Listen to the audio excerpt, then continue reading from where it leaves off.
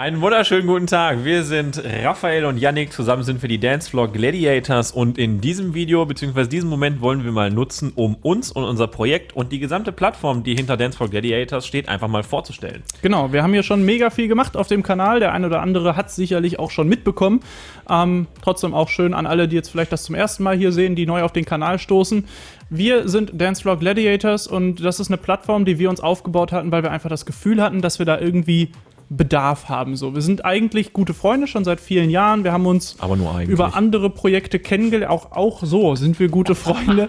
Haben uns über andere Projekte kennengelernt. Wir waren früher bei NGS, bei Next Generation Society, aus der Tänzerszene so ein bisschen aktiv. Und wir haben irgendwann das Gefühl gehabt, wir wollen mehr mit Musik machen und irgendwie uns beide als Projekt noch besser rauskristallisieren und irgendwie verwirklichen, und daraus ist Dancefloor Gladiators entstanden. Ganz genau. Raphael und ich, und unabhängig voneinander, haben wir uns schon sehr früh sehr viel mit Musik individuell beschäftigt, aus den verschiedenen Genres und so weiter, und tatsächlich hat auch viel die elektronische Musik schon sehr früh bei uns beiden eine Rolle gespielt. Wirklich die verschiedensten Bereiche, aber gleichzeitig auch das Interesse, wie so ein Nerdwissen, dass man daran interessiert ist, wie funktionieren Produktionen, Soundmastering und solche Sachen, oder wie sind Songs aufgebaut, wie funktioniert das dahinter, und gleichzeitig geht auch einher, dass man ein Interesse dafür entwickelt, wie funktioniert zum Beispiel eigentlich DJing, wie funktioniert es mit diesen Controllern, wie arrangiert man mit diesem Instrument des Controllers Musik so, dass es gut stimmig ist. Und dadurch, dass wir vor allem halt auch großes Interesse an elektronischen Bereichen haben, geht es ein bisschen einher, dass man sich einfach damit beschäftigt, und wenn man gemeinsames Interesse daran auch noch hat, also jetzt beispielsweise mit meinem besten Freund, dass ich solche Sachen teilen kann, da entsteht einfach eine enorme kreative Energie, die wir schon früh festgestellt haben zwischen uns tatsächlich. Absolut. Und deswegen ist das halt ein Bereich, der uns, vor allem das DJing, der uns sehr interessiert hat und den wir gerade sehr vorantreiben, muss man sagen. Genau, nachdem du vor vielen Jahren irgendwie das Projekt mal initiiert hast, ursprünglich als Plattform für dich, um dich mit Musik zu beschäftigen, haben wir letztes Jahr, nachdem wir auf einer Party von uns aufgelegt haben, auf der Bassface, entschieden, dass wir dieses Projekt wirklich relaunchen wollen und da mehr machen wollen. Also wir haben auf der Party und in der Vorbereitung der Party gemerkt, dass uns Auflegen irgendwie Spaß macht. Wir haben das dafür ehrlicherweise uns ursprünglich angeeignet, und das hat unheimlich gut funktioniert, und die Energie, die wir da auf der Tanzfläche erlebt haben und diese Interaktion zwischen den DJs und der Menge, das fanden wir super und haben uns überlegt, wir machen das im Fokus. Und jetzt sind wir schon seit längerer Zeit aktiv, haben ursprünglich angefangen mit Live-Sets, also Live-DJing, und das dann aber filmen und im Internet hochladen, weil wir auch das Gefühl hatten, dass das in der Szene irgendwie noch gar nicht so verbreitet ist, also in der Dark-Elektro-Szene, in der wir im Kern unterwegs sind. Und in den letzten Monaten sind wir natürlich durch die Corona-Krise irgendwie auch dazu übergegangen, sehr viel live zu streamen. Ursprünglich war geplant, dass wir dieses Jahr das erste Mal so Richtung Live-Events spekulieren. Das hat sich ja irgendwie erledigt, und stattdessen machen wir das jetzt im Internet und auch viel mit anderen Leuten zusammen. Das ist uns immer sehr lieb. Ganz genau, und vor allem der Fokus darauf liegt vor allem musikalisch, wie Raphael sagte gerade, so im Dark-elektronischen Bereich, Dark Tunes, so in diese Ecke, wie man das auch nennt.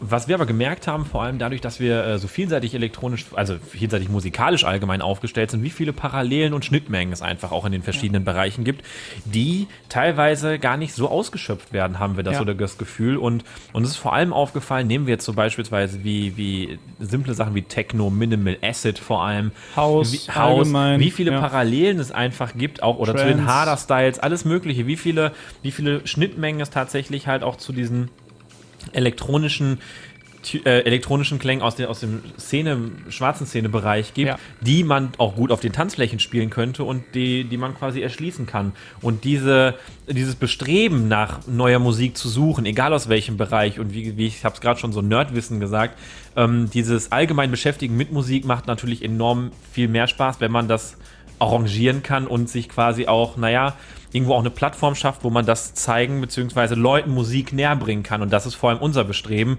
neue Musik und verschiedene Klänge und Möglichkeiten Leuten zu präsentieren und darzubieten einfach. Absolut. Und das machen wir jetzt hier auf Dancefloor Gladiators, also DJing, wie gesagt. Wir beschäftigen uns auch so mit Edits und Remixes und so.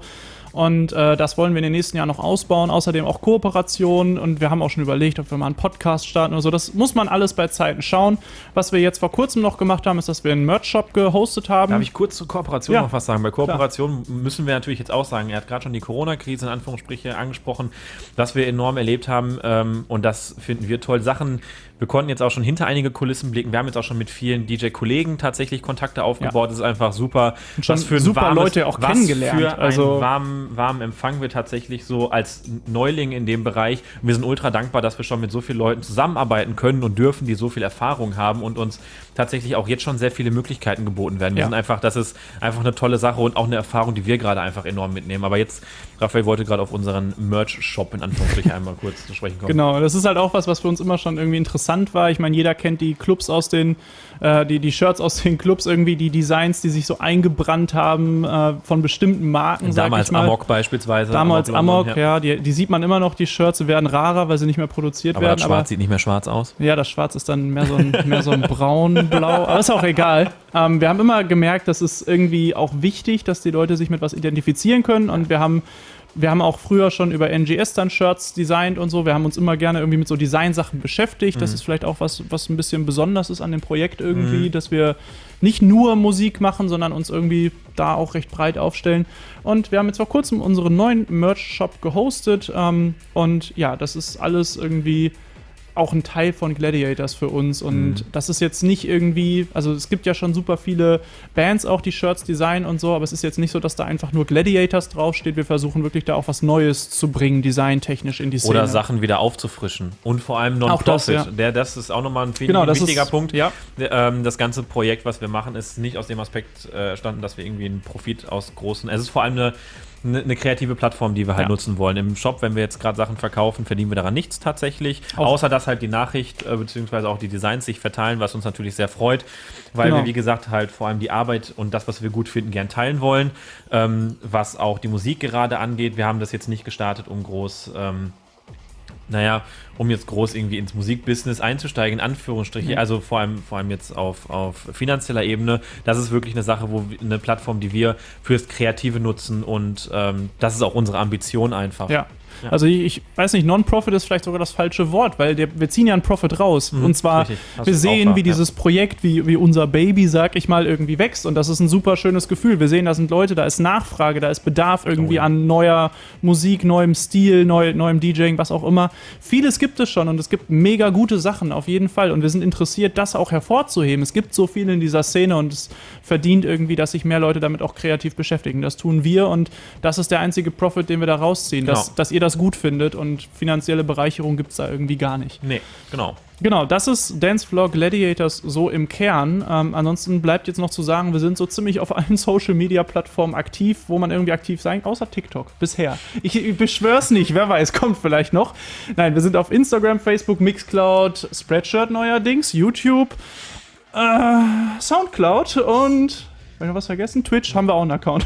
Den nutzen wir derzeit aber einfach gerade noch gar nicht. Richtig. Außer zum Schreiben während der Streams, wenn wir mal irgendwo zu Gast sind. Genau, du hast gerade schon gut zum Punkt gebracht. Wir wollen, was noch so ansteht, wir entwickeln uns gerade. Wir haben Bock auf ganz viele Sachen. Danke für die Kooperation, die wir bisher haben. Wir sind echt, und für den Support.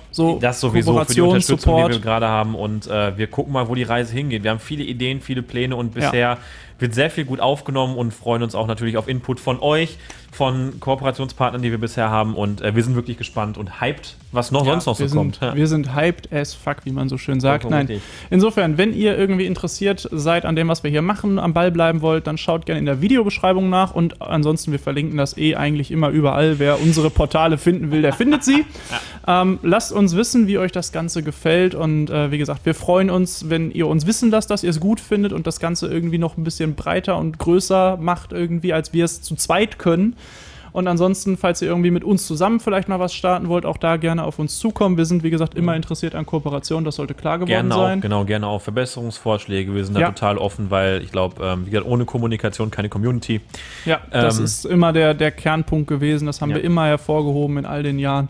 Kommunikation ist das A und O und auch gegenseitig Sachen gut finden. Insofern... Oder auch mal schlecht finden. Aber dafür sind wir auch offen. Aber halt fair, respektvoll und trotzdem irgendwie unterstützend so. Insofern vielen lieben Dank euch allen fürs Anschauen, falls ihr noch dabei seid. Man hört sich, sieht sich in zukünftigen Videos, Streams, was auch immer. Und ansonsten passt alle gut auf euch auf. Oder vielleicht mal Live-Veranstaltung, passt auf euch auf. Oder so, richtig. Bis bald. Ciao, ciao. Ciao.